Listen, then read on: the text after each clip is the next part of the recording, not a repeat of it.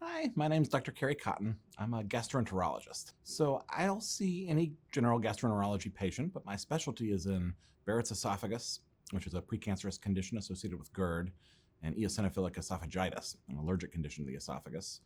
More generally, any condition of the esophagus. My favorite thing is to help patients really understand and decide for themselves.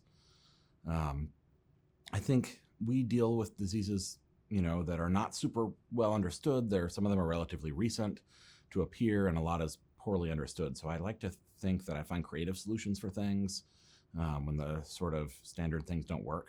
I think particularly, the people we get from afar or in our esophageal group may need procedures that just aren't available other places. We've got, for esophageal procedures, some of the best surgeons in the Southeast and some of the best endoscopists in the world to treat these conditions. We offer things that may not be available most places for a lot of esophageal diseases.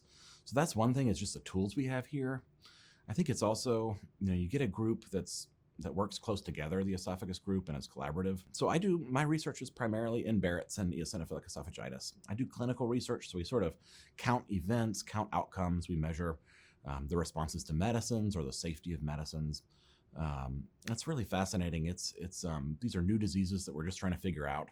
So we end up, finding questions in clinic every day that we're able to go perform research to actually answer for our patients. I love to cook. My favorite thing is cooking, probably. And all sorts of different kinds of food, sort of classic American food and Asian food and Mexican food and different sorts of exciting things to cook, which I think helps me sympathize with my patients when they can't eat. It's an important part of my life.